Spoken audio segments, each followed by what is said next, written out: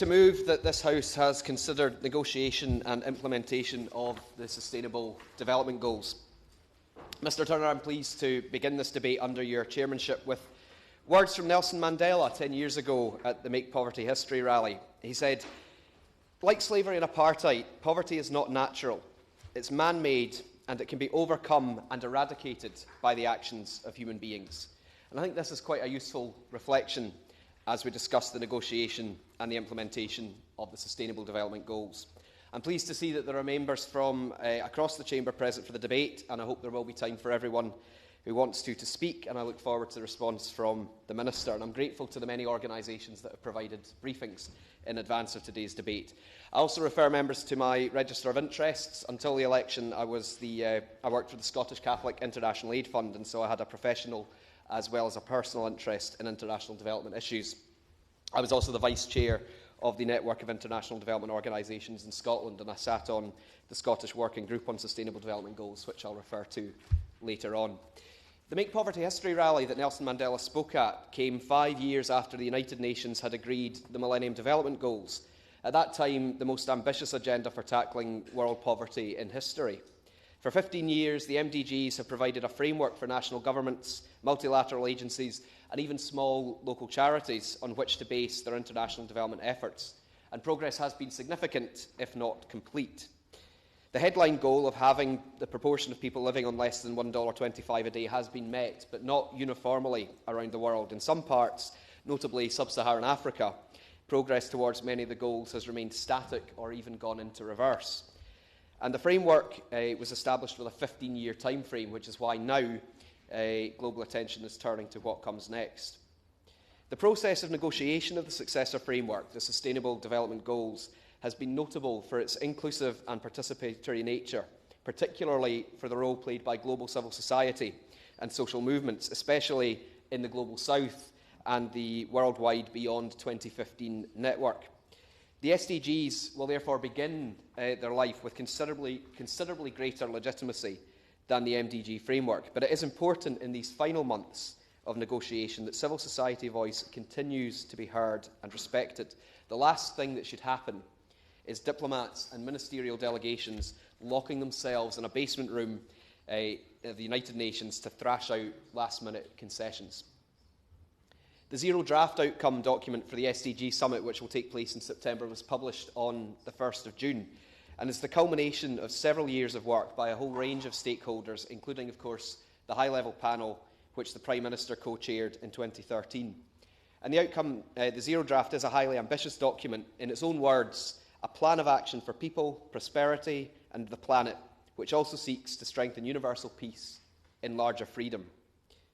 The Zero Draft sets out 17 goals and 169 targets, encompassing a broad range of economic, social and environmental objectives, not only those traditionally associated with tackling poverty, such as health, education and nutrition, but also tackling questions of inequality, including gender inequality or gender equality, as well as climate change and recognising the importance of infrastructure and sustainable consumption. And most importantly, I think, is the universal aspect of the framework and the concept of leaving no one behind. The goals and targets are to be met by all social and economic groupings. And these concepts have been warmly welcomed by civil society and many other stakeholders. But the draft is not perfect. It's the basis for further negotiation by United Nations member states. And I hope that in the months that remain, more can be done to reinforce some of the aims and objectives it outlines. Save the Children and others have suggested that the language on leaving no one behind could be strengthened, and others such as Age International have called for a stronger commitment to data monitoring and disaggregation. And there are some broader concerns about the model of development implied by the language of the Zero Draft. Both CAFOD and SCIAF call for the promotion of human dignity rather than ideas of prosperity and economic growth to be the driver of the development agenda. And indeed, the United Nations Secretary-General's synthesis report earlier this year on the post-2015 agenda specifically talked of a road to dignity by 2030. So I'd be particularly interested to hear the Minister's views on including that concept in the framework. And as the final negotiations proceed, I also hope that Scotland's voice will be heard at the top table. I referred earlier to the Scottish post-2015 Working Group on the Sustainable Development Goals, which has brought together civil society as well as officials from both the UK and Scottish governments to share knowledge and information about the negotiation process and begin to look towards implementation. I hope the Minister and the Secretary of State will seriously consider inviting one of their Scottish Government counterparts, the Cabinet Secretary for External Affairs or the Minister for International Development, to join the UK delegation to the SDG Summit in New York in September. Yeah. I'm extremely grateful to the member for giving way and congratulate him on securing this important debate, but also securing a debate this early on in his parliamentary career. Can I agree with him with regards to the Scottish Government and also ask the Minister to consider the other devolved administrations where there is expertise between bilateral agreements between their countries, their nations, and nations in Africa and other parts of the world? Thank you. I think that's a very helpful point. I spoke very briefly in my maiden speech about the ties that exist between Scotland and Malawi, and those reciprocal agreements and community links are to be found across the United Kingdom. And I think the respect agenda that we heard so much about during the independence referendum means this is a very good opportunity for the voices of Scotland and the constituent parts of the United Kingdom to be heard on a world stage. So once those negotiations are complete, and indeed before they're complete, we must consider how the new framework will be implemented. The universal nature of the goals is markedly different from the MDG framework. It places an obligation on all governments, north and south, rich and poor, to work towards a world free of poverty. The Finance for Development Conference in Addis Ababa in a few weeks' time will be an important opportunity for world governments and civil society to agree ways of making funds available to deliver the goals. And I hope the Prime Minister and Chancellor will give this summit the same priority that many of their global counterparts are planning to. Traditional aid flows are important, and of course I congratulate the UK Government on meeting the 0.7% target. But I would question the measure of GNI it is currently using to calculate its 0.7% contribution, and we will be continuing to ask hard questions about how the money is spent going forward. Our ODA spend should not undermine public services in developing countries, and nor should it be used for defence or securitisation purposes. But we must also move beyond aid. Many campaign groups, including Oxfam and Christian Aid, are rightly calling for a radical overhaul of international taxation. Corporate tax dodging is costing developing economies billions each year, money that could be spent on education, healthcare and other vital services. An initiative such as the Robin Hood tax could generate further funds for tackling poverty and climate change. And we must remain live to the question of unjust and unsustainable historic debt, which still burdens too many developing countries. Implementing the Sustainable Development Goals will require a whole-of-government response. Every decision made by government has some kind of impact overseas, not just tax and trade, but decisions around procurement, energy, education and more all have a global footprint. And indeed our own individual energy use and consumption habits have for too long been at the expense of the poorest and most vulnerable people in other parts of the world, people who are now being hurt first and hardest by the impacts of climate change. So the other major summit this year, December's UNFCCC meeting in Paris, must also be part of the process of implementing the SDGs, and the same is true of the Humanitarian Summit in Istanbul next year. And once again, I would draw attention to the work of the Scottish Government and its pioneering work in the areas of climate justice and policy coherence for development. The universal nature of the SDGs means that implementation is both an individual, national and global responsibility. It means that each of us should question our lifestyle choices and consumption habits. It also means that governments of so-called rich or developed countries must look to their own backyards. What steps will governments be taking to finally eradicate poverty here at home, to bring about gender equality and to tackle the causes and effects of climate change? And perhaps we should also ask under what reading of the SDG framework a decision to spend £100 billion on the renewal of Trident can be justified. In concluding, I'd like to thank again the many organisations that took time to provide briefings. I haven't been able to refer to all of their points, but in addition to those I mentioned, I'd encourage the Minister to look at points being raised by UNICEF, the Royal Society, Health Poverty Action, Leonard Cheshire, WWF and World Vision UK. During the 2005 Make Poverty History campaign, it was often said that we are the first generation to have the knowledge, the tools and the resources to finally end poverty. 10 years on, the SDGs have the potential to provide a robust framework to put that knowledge, those tools and resources into action. With the right political will, they can capture the imagination not just of governments and civil society, but the wider public and communities around the world. Because, to finish as I started with the words of Nelson Mandela, overcoming poverty is not a gesture of charity. It is an act of justice. It is the protection of a fundamental human right, the right to dignity and a decent life. While poverty persists, there is no true freedom. And on that, I beg to move. Mr. Twigg. Thank you, Mr. Turner. It's a pleasure to serve under your chairmanship. And can I congratulate the honourable gentleman, the member for Glasgow North, on securing this very important and timely debate, providing an opportunity for members on all sides of the House to explore these issues and for the Minister to respond. I know that he brings a wealth of experience from prior to his election. Might I also refer to my relevant entries in the Register of Members' Interest, Mr. Turner? I worked for 5 years between 2005 and 10 at the Foreign Policy Centre and also for the Aegis Trust charity, which works in Rwanda.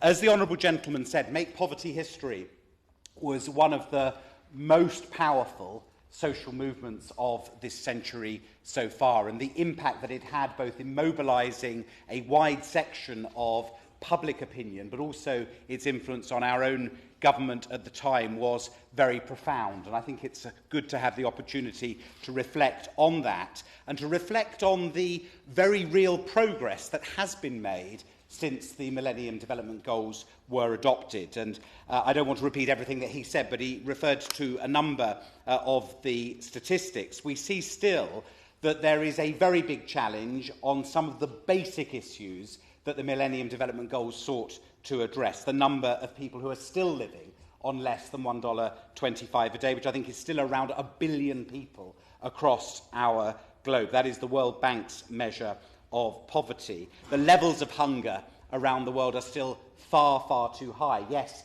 things have got better, but more than 800 million people live without enough food to eat. And we know that women are still fighting hard for their rights, with millions of women across the globe still dying in childbirth. So there is a great deal more that does need to be done. Like him, I welcome the progress that's been made in moving towards the summit in New York this September. The level of engagement and consultation with stakeholders and governments, and most importantly with civil society, offer the potential for a more holistic approach to development policy, and this is welcome. For example, a renewed focus on climate change, on the oceans, on sustainable industrialisation, and a strategy for modern and sustainable energy. Focusing on the root causes of poverty seems to me absolutely the right thing to do, and the universal goals about which he spoke are most welcome, and in particular the focus on equality. One of the 17 proposed goals is to reduce inequality both within and among countries. I think that can secure a welcome. I know there is a concern that with, as he said, 17 goals and 169 targets, this could all become somewhat unwieldy. I think it is right that this is an ambitious process, but it must also be an achievable process. And I echo what he said about the importance of listening to the voices of civil society as this moves forward. I think it is critical that we see a holistic approach taken domestically as well. And when the Minister responds at the end of the debate, I'd be interested to hear his response to this. The International Development Select Committee in the previous Parliament said that DFID must do more to influence policy across all government departments. And concern has been expressed that the International Development Department is not represented now on some key committees, both ministerial committees, but also, crucially, on the National Security Council, which covers some very important issues like climate change, economic stability, counter-terrorism and money laundering. It is surely vital that the Secretary of State for International Development should be represented on the National Security Council, as well as on key committees like the Economic Affairs Committee, which deals with that crucial question of international taxation to which the honourable gentleman referred in his opening remarks. Let me finish, Mr. Turner, by echoing what was said, both by my honourable friend and by the honourable gentleman from Glasgow North, about the importance of this being a UK-wide approach, engaging the devolved administrations, welcoming the work that the Scottish Government has done and the Scottish Parliament has done with Malawi, the voices from Wales, from Northern Ireland, as well as from Scotland, and indeed at a local government level across all parts of our country. The more that these issues engage, not just central government and Parliament, important as they are, but engage with civil society, with trade unions, with business organisations, the more impact the Sustainable Development Goals will surely have. And my final point is this: Parliament itself has a very important role to play here. Opportunities like today are, of course, welcome opportunities. The role of the select committees, the DFID committee, but also the other committees as well.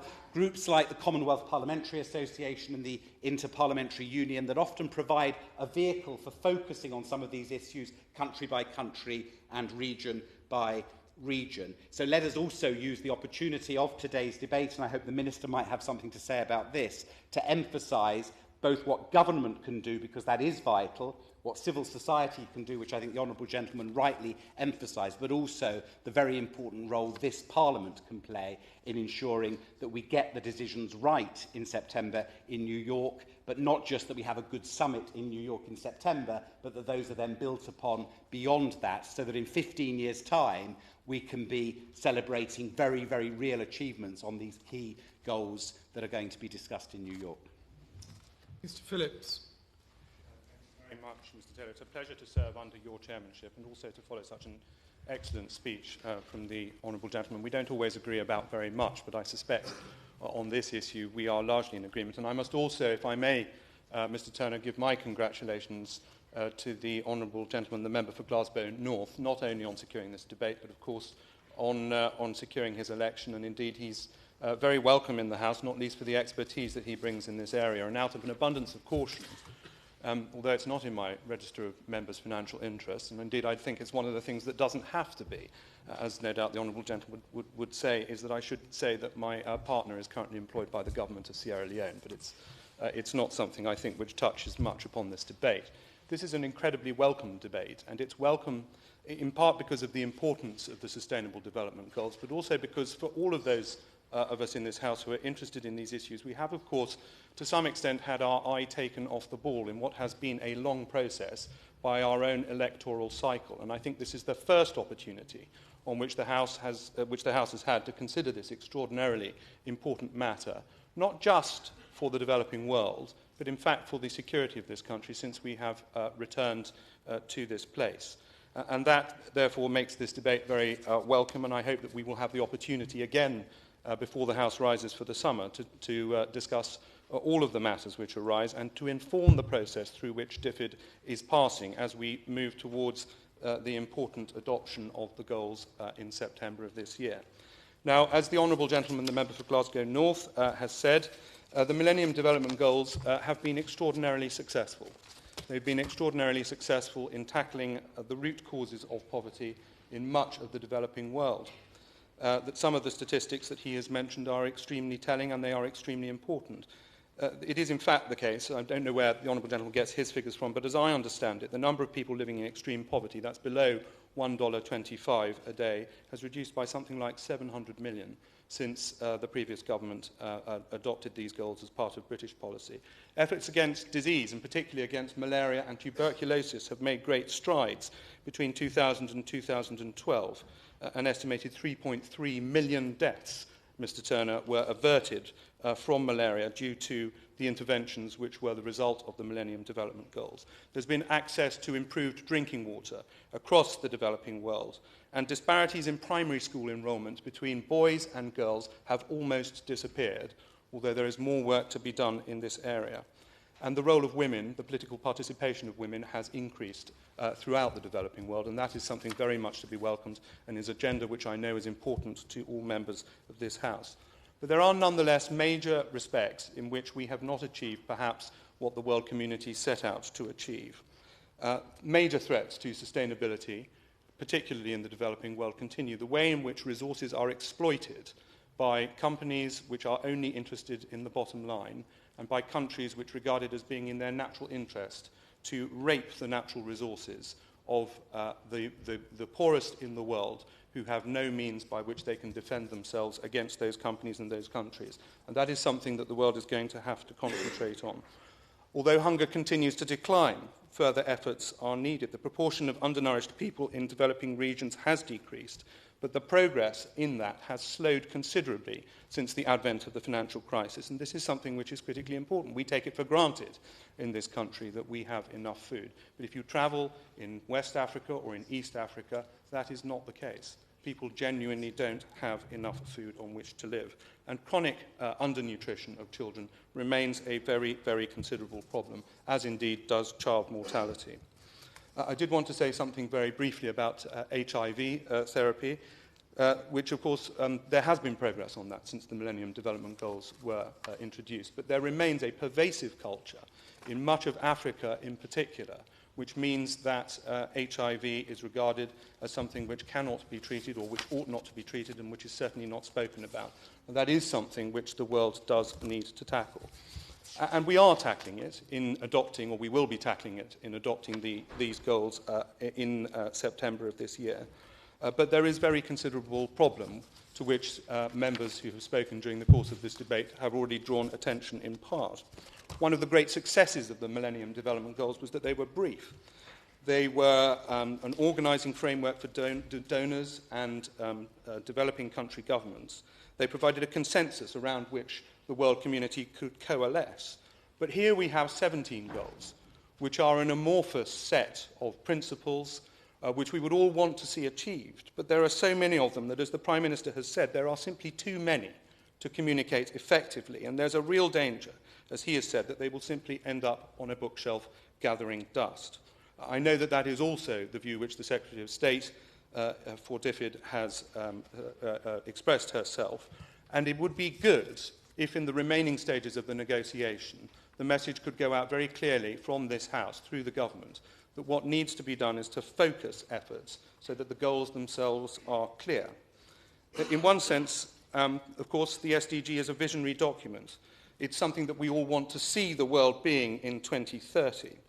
But the targets which have to be met have to be measurable. We have to have a set of aims and values which we can communicate to those who provide the funds, which we rightly, although we very often have to persuade people that it is rightly, which we rightly deploy in the international aid budget. And there are, of course, areas which are simply not tackled in the Sustainable Development Goals, which I think the Honourable Gentleman has alluded to, like climate change, because the attitude of the UN is that it's dealing with them by other means. And that means that whilst the goals are welcome, there is certainly more progress that could be made as we move towards the meeting in September. There are two areas particularly on which I'd actually like the Minister to concentrate when he responds to my remarks, if he would. The first is in relation to health, because the one thing that the Ebola outbreak in West Africa showed is that the health systems in the developing world are simply not adequate to deal with large, widespread outbreaks of very significant problems.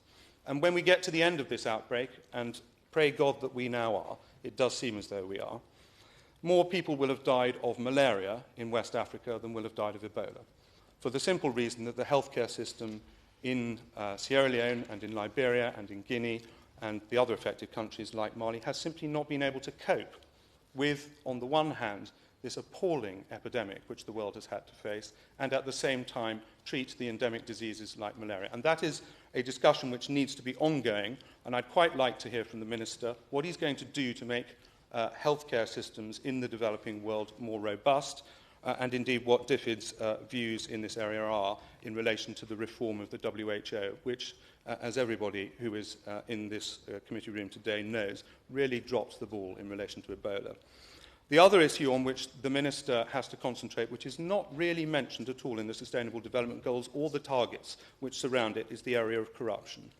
Now, corruption in the developing world is endemic, and it takes money from the poorest people, because the money which is being used to fund corruption, particularly in the civil services of developing countries, that is money which would otherwise be used for public services and for the alleviation of poverty. And this is an issue which really has to be tackled and which hasn't been tackled by the United Nations Convention Against Corruption, because there are so many respects in which states are not monitored for compliance with it, and so many respects in which, even if they are monitored, they fall down in relation to the common standards which ought to have been accepted. And this has not been a priority for DFID, and it ought to be, because economic growth is the one thing which we can probably all agree on does assist in the prevention of poverty. And the prevention of poverty in the developing world is important not only because it is the right thing to do, which is why we stand behind the 0.7% target, but because it actually secures the national security of this country and the security of its citizens. And so I would like to hear from the Minister a little more, when he comes to respond to the debate, about how DFID is going to influence the Sustainable Development Goals and how it's going to drive them in particular in dealing with healthcare in the developing world and ensuring that there is a robust healthcare system which develops in these countries, and also in relation to corruption, which takes money out of the poorest people in the mouths of the poorest people in the world. If we can do that, if the Minister can reassure us on that, we will all know that the government is moving in the right direction and that the world is moving in the right direction with regard to these goals. Dr. Whitford. Thank you, Mr. Chairman, for calling me. I also would like to make a declaration. I'm actually still a SCIAF ambassador for South West Scotland, and I'm not sure how long I'm going to manage to do that along with this role. Through that, I had the opportunity to visit AIDS projects in Kenya and Tanzania in 2006, and as has been referred to by many people, make poverty history. I remember traipsing off to Edinburgh with my 11-year-old son, who's now a big 21-year-old man. And while some things have improved, they definitely haven't improved enough. And some of the things I commend the reference to the devolved governments. I think there is expertise there. This is obviously a reserved issue, but certainly in Scotland we have been very active, and I would like to see Humza Yousaf, our Minister of Overseas Development, being included in the summit, because they do have things to say, and I'm sure that applies to the other devolved administrations as well. But it's how we deal with other people. It's the kind of understanding of, aid for trade, aid for defence. We now have TISA. We talk about TTIP. We've been talking about TTIP for the last couple of years, but we now have a Trade Investor Service Agreement, which is trying to ensure that developing countries, and indeed developed countries, are forced to have a more private basis of service provision. So when you're talking about healthcare, that they couldn't emulate the health provision that we have here. And in these countries, you need to do it in the simplest, cheapest way to organise. So to actually be setting up private systems means you just go back to the wealthy get healthcare, and illness is lying there at the bottom levels, and you're never going to eradicate polio, you're never going to control malaria, and you're certainly not going to control Ebola. And I'm extremely grateful to the Honourable Lady for giving me that. I don't know where she got from my remarks that I was advocating private healthcare in the developing world. What I'm advocating is a robust healthcare system which is supported by donor countries and NGOs. No, sorry, I did not mean to imply that was coming from your comments. I was respecting your comments of saying these countries need help to have a robust health system. But TISA is out there. It's not very much on our horizon, but within Europe, people are already beginning to see it coming and seeing the impact that it would have, both within Europe and developed countries, but also within developing countries. And we need to make sure, when we go back to the unsustainable debt, when we look to the terms that are often laid down when a country is having to borrow, that we are not shackling both their ankles and one arm together and then sending them off to do things. The one thing that I would say is probably still the most important, and it was referred that it isn't within the Sustainable Goals itself, is climate change. We must recognise the absolute disaster that is coming. We are currently dealing with the refugees that are coming from North Africa and the Near East because of conflict. But the Sahara is expanding. Current wars have been about oil. Future wars will be about water. And as the Sahara expands in both directions, we will be driving populations into other territories. And what we're seeing in the Mediterranean at the moment will pale to insignificance with what we'll see in the future. And that needs to come into our policies. So it needs to come into everything we do, not just be the international development group who are not included in anything else. And we absolutely need to look at our own behaviour, how we generate power, how we produce things, and what we use. We take some very weird approaches in trying to look at how we produce energy. So we take food and we make the world price of food go up so that we can put it in cars and go on driving bigger cars. We say that nuclear is the solution to the CO2 problem, despite the massive CO2 released in the production and building and commissioning of a nuclear power station.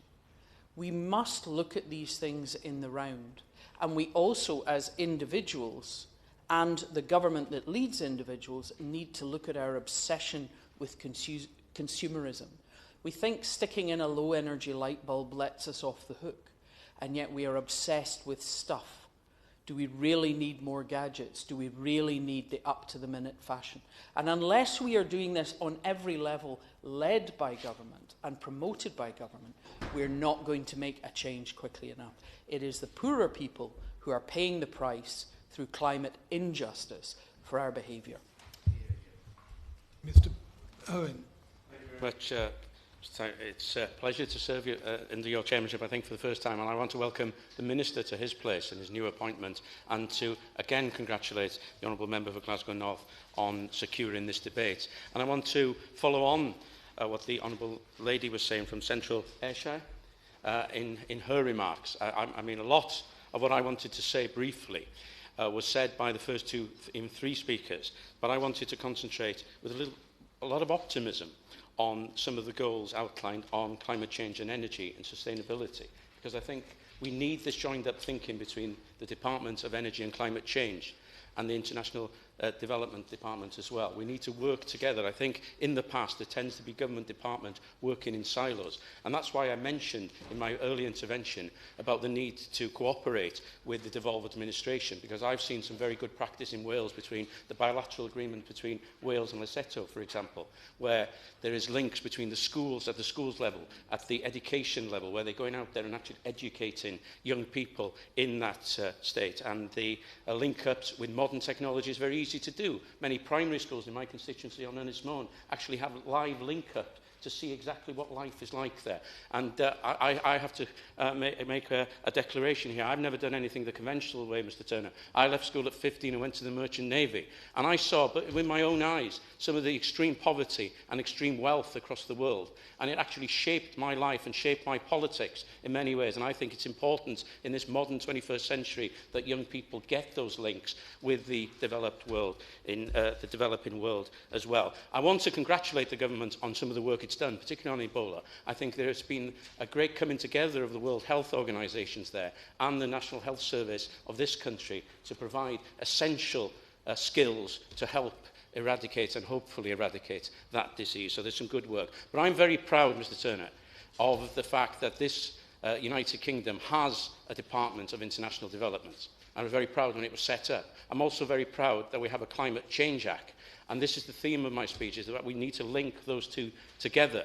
And we need to understand, as the Honourable Lady has said, the importance of weaning other countries that have developed on fossil fuels off that. But also there's a golden opportunity here for many countries that haven't the infrastructure, haven't the legacy from oil and gas. And they can adapt many of the new technologies that have been developed across the world. For example, solar energy can go into villages that are isolated locations in the world, and actually we can have new schools, we can have clean water because we can have the electricity to provide the pumps in those areas. I think there's some great opportunities to be had, and I think it's the goal 7, which talks about ensuring access to affordable, reliable and sustainable modern energy. One of the problems we have in industrialised countries and in the United Kingdom is that our energy facilities are ancient and they need rebuilding, and they need to be retrofitted in many ways.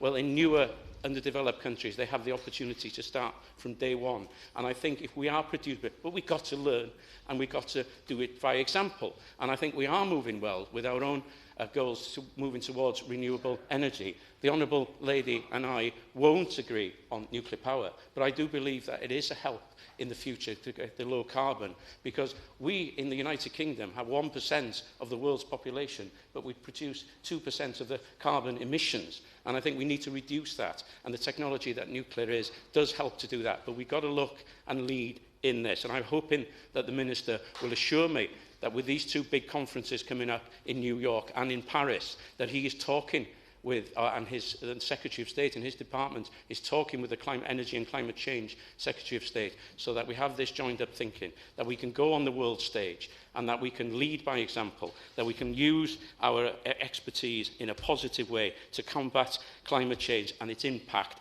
on lesser developed countries. Now, I just wanted to talk a little bit about the final things before the Honourable Gentleman, I think, has the right to reply in this. Is it the case? With the hour thing, I'm looking forward to that. But about Scotland, Wales, Northern Ireland, I think the Department of International Development needs to get out more, to be absolutely frank. Needs to go to East Kilbride, where they have a department office there. Needs to go to the Welsh Assembly, needs to go to Belfast, and needs to actually see the good practice that is moving forward in these devolved administrations, and the regions of England as well. Because rather than talking to ourselves here in the UK Parliament, we need to go out and learn for best examples. And I think we can go to these summits, hopefully, as a United Kingdom speaking, but working with the devolved administration to put the case for all parts of the United Kingdom so that we can show leadership here in the UK across the world. These are important summits. We want to be present, but we want to be making a difference. And I just wanted to finally talk about the Make Poverty history, because although I indicated that I didn't do things conventional way and went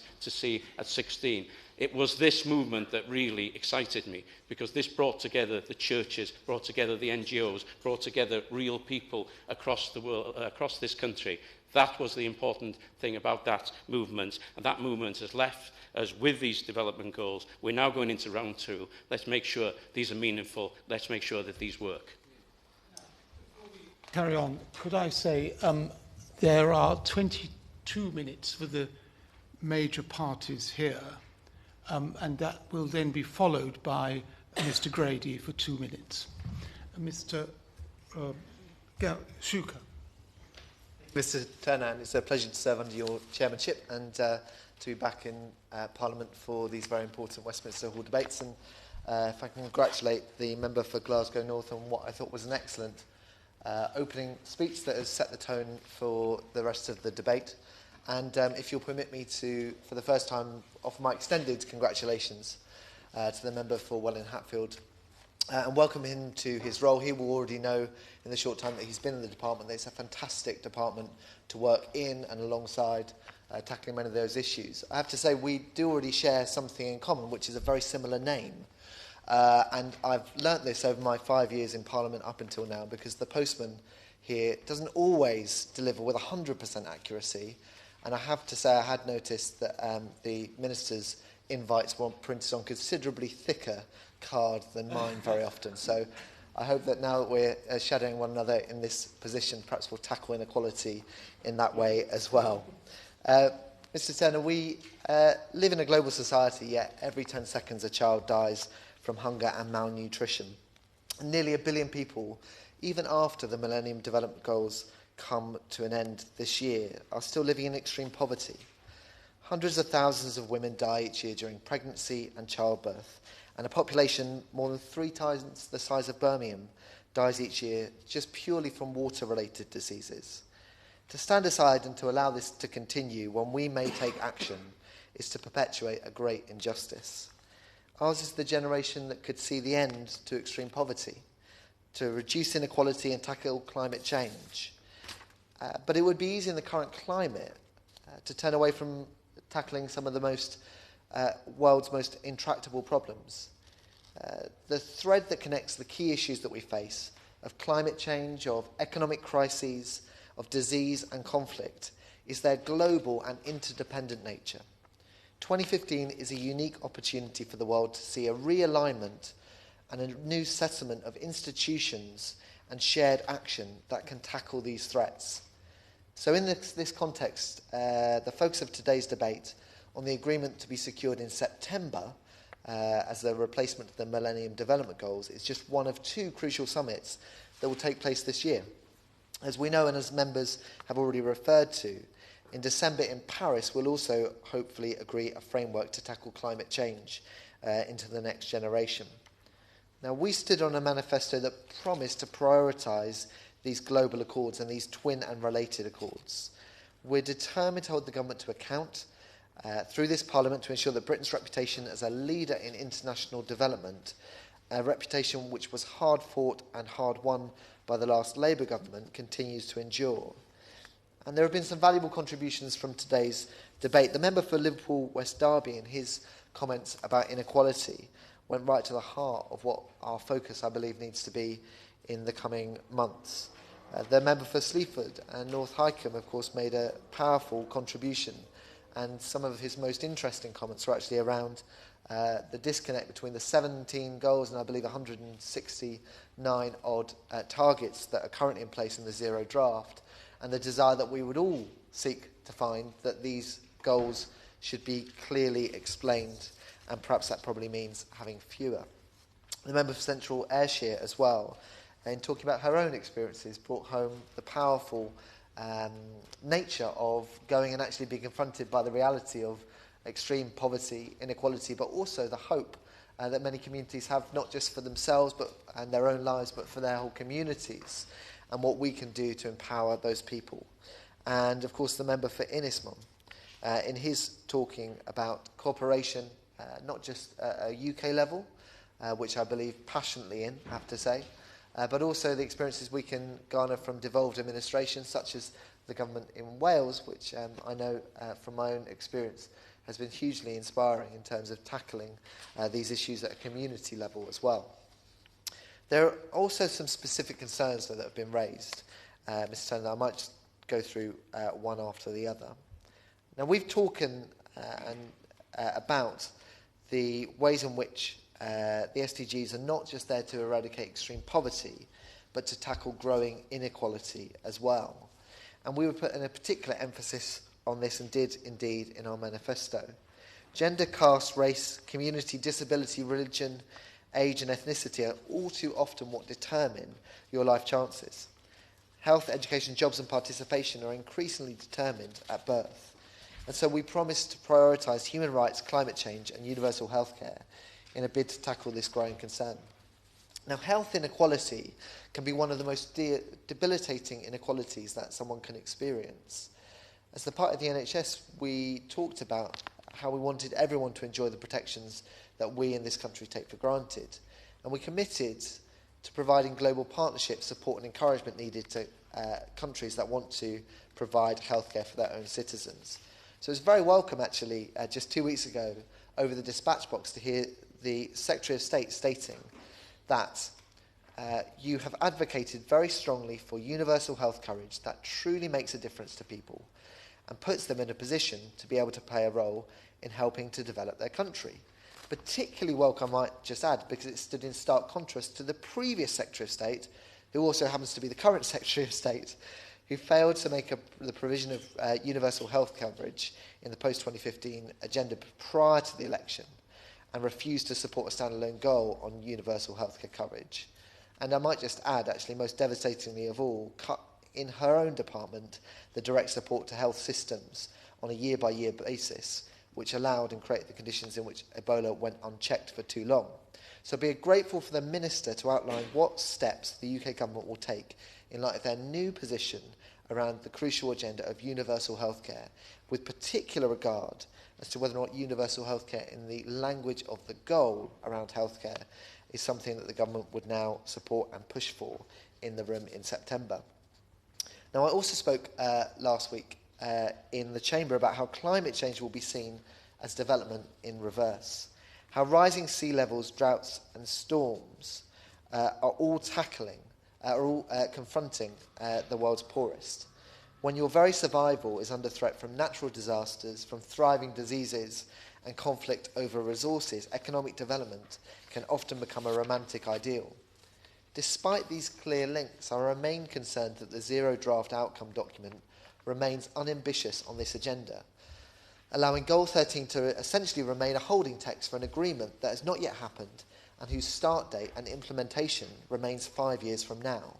That's why in September I've urged the Secretary of State and urged the Minister today to ensure that climate change remains a standalone goal in the post-2015 SDGs, with the language of a 2% global temperature rise embedded in the language of the goal. Now, this may seem dry, but actually the lesson of the Millennium Development Goals was that the language was hugely important for focusing minds and for measuring progress. So I wonder if the Minister might be able to say a few words on that issue as well. But this debate is more than just about the negotiation of the language on the Sustainable Development Goals. It's also, and needs to be, about their implementation. We would particularly welcome the opportunity to hear what the new government sees as its priorities within this expansive agenda. And as the member opposite alluded to, 17 goals and 169 targets may be difficult to galvanise political will around. So whether or not the UK government's position is to see fewer goals and greater focus on those, and if so, what those goals would be. There are questions about this government's leadership, I might just add as well, global leadership. And certainly when the Prime Minister was appointed as the co-chair to the high-level panel process, we were disappointed to see that he only actually attended half those meetings. In that context, we would like to hear exactly how the Prime Minister means to go about his negotiating process with regard to the SDGs, especially when key issues such as climate change have fallen off the agenda in meetings that he's chaired in the past, and it actually took Germany's Chancellor to put climate back on the agenda in the most recent G7 discussions.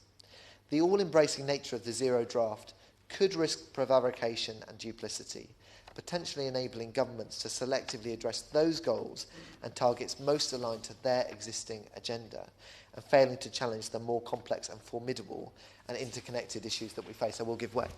I wonder whether he also agrees that there is this difficulty, that unless there is effective monitoring, you may get within regions and indeed within countries areas where the Sustainable Development Goals are properly implemented, or efforts are made to do that, but there are rural areas in particular in the developing world which simply get left behind because everybody is concentrating on the capital cities. I completely agree with his well-put point, and also would just add that one of the challenges that we will have to face in our generation, which those that negotiate the first Millennium Development Goals, is of increasing urbanisation, potentially leaving a group of people even further disconnected. And an issue such as universal healthcare, the issue there becomes obvious. How do you have a healthcare system that reaches out right across all different communities? So monitoring will be key, which is why we've called for disaggregation of data within the results that come forward through this process. So, Mr. Turner, we believe that we've been clear about our priorities, and we would ask the government to be equally clear in its negotiating position in tackling inequality, in ensuring the attainment of human rights, including those fundamental rights of women and girls that remain at the heart of these agreements, and in combating climate change, not just now, but into Paris in December. I hope that the Minister will be willing to match our ambitions in this field. Well, thank you very much, Mr. Turner. It's fantastic to see you back in the chair, and pleasure to serve under your chairmanship as well. I'd like to start by congratulating the member for Glasgow North in securing this debate right up front at the beginning of this Parliament in an area that I know he is passionate about and has a great deal of knowledge and expertise through his Scottish Catholic International Aid Fund, I believe. And also through the incredible Scotland-Malawi partnership, which I know runs incredibly deep. As the member for Central Asia, I think, mentioned as well, it is threaded through everything that goes on in international development in Scotland. I was up in East Kilbride, the member for Innismon will be pleased to hear, only last week, and will no doubt be coming to the Welsh Assembly soon. But one thing I discovered there was that as far as Malawi and the Scottish partnership's concerned, I think I have these numbers right, something like 157 primary schools in Scotland have direct links, over 900 different sort of NGO-type organisations, and fully, if I have the recalling this number correctly, 47% of Scots say they have some direct connection with Malawi, which is absolutely extraordinary, very impressive, commendable, and I have to say that we will seek to replicate that in other important areas of development during this Parliament. As I say, this is a fantastic debate to have. It's been a very well-natured debate with some extremely important points raised. So I just wanted to pick up on some of those. And in particular, starting with the member for Glasgow North's principle of dignity that he raises, I think, on behalf of some other NGOs. And I would just say this, the UK government supports the concept of dignity in development, absolutely right, and welcome the Secretary-General's report into dignity. He makes the, I think, very intelligent point that prosperity and dignity are two allied but not exactly the same things. I'm very struck as the kind of new guy to this subject, which I have to say is the most fascinating. Only we know this in this chamber. Most fascinating subject that government has to deal with. But if you look at the figures and information, as somebody mentioned, the number of, I think it was the member for Liverpool West Derby, the number of people living in $1.25 a day, whilst falling, isn't right down where we need it yet. But what is interesting is that since the 1950s, people are now living, 1960s, people are now living a decade longer, even though their income is not necessarily higher. People are going to school, children go to school, whereas it would have been only half kids of primary age, now 90% of children in the world. So the world is sort of somehow getting better without necessarily the prosperity rising, which we want to see as well. But dignity, I think, is an absolute key to this, and he's absolutely right to raise that issue.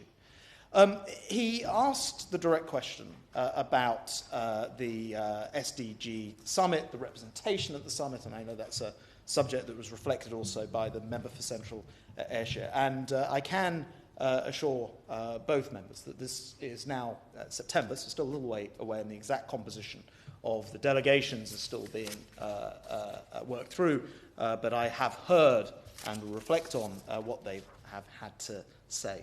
There was, I thought, a rather transient but nonetheless important to respond to comment about what on earth having Trident does for supporting goals of development. Well, the answer is, I think, that it has quite simply prevented the world from leading itself into all sorts of trouble in the last 60 or so years. I'll say no more, but I believe that being on the earth is an important objective in itself rather than being entirely wiped out. The member for Liverpool West Derby raised some excellent points, including the cross-government nature of DFID's position. I did want to reassure him that I absolutely know for certain that the Secretary of State of DFID regularly attends the National Security Council, so I can put his mind at rest as far as that is concerned. Indeed, I do want to mention, because one or two people touched on it, that the level of cross-government working has been the most impressive of any government department I've been involved in, been a minister in or seen operating. There were points raised about the extent to which, I think by the member for Innis Mon, for asking the question about DFID working with DEC on the climate change agenda for international development. Again, actually, the Secretary of State, both those Secretary of States and ministers within the department, we all work incredibly closely across government to do that. Look, DFID is different from other departments. It doesn't have a role in writing to the Home Affairs Committee to seek collective agreement on policy in the same way as a domestic department. That is true. What I can assure the honourable member is not missing is that absolute sort of tie-in with other government departments, nearly all of whom, most of whom, or many of whom at least, have a very strong role and relationship to international development, indeed spending some of their budget on the subject, including DEC, MOD, foreign, and so on and so forth. So there's a very close tie-in between the two. My honourable friend, in what I thought was an excellent speech, made the absolute correct observation about these extraordinary 17 goals and 169 targets. This is rather unwieldy, but the zero-based document starts to get to grips with this. I think it comes up with 9 principles, which I think will be easier for people to understand. Look, we are where we are with this whole process, and I don't think anyone thinks we should go back to square one and start again. I think it's important that we push forward, but they do need to have that sense of clarity, and I do think that some of the suggestions and comments made in this debate are a very important part of that. My honourable friend was particularly exercised by the healthcare systems in countries like Sierra Leone and how they were unable to respond to the Ebola outbreak and what else that has done. I did want to reassure him that the UK's Chief Medical Officer will now work with the World Health Organization. Difficulties were rightly, as he rightly says, were pointed out by all who saw the performance of the organisation, given its the tools it had available, in order to develop a new, more advanced system to share data on disease spread on the ground and work with health agencies, doctors, nurses on the front line. So we absolutely, as a government, intend to make certain that what happened in Sierra Leone and elsewhere, those lessons are learned, and that we do not allow the shortcomings to become the problems for a future outbreak of a different disease. He also rightly zeroed in on corruption. I think he's absolutely right to do so. I'll absolutely assure him of this. Anyone who has listened to the Prime Minister's passion on what he calls the golden threads will know that having secure institutions that do work on behalf rather than against their own population is absolutely critical to any sense of international development. We will simply make no progress without that. Anyone who's read the book, Why Nations Fail, will know that that is one of the inspirations for the golden threads. It is absolutely embedded in, and I think in target 3.8, no, sorry, that's universal healthcare. I'll have to find the exact target for him. Oh, it's goal 16. Promote peaceful and inclusive societies for sustainable development and provide access to service for all and build effective, accountable, inclusive institutions at all levels. I hope this will very much reassure my honourable friend, First Sleaford. I will give way, but just briefly, because I've only got...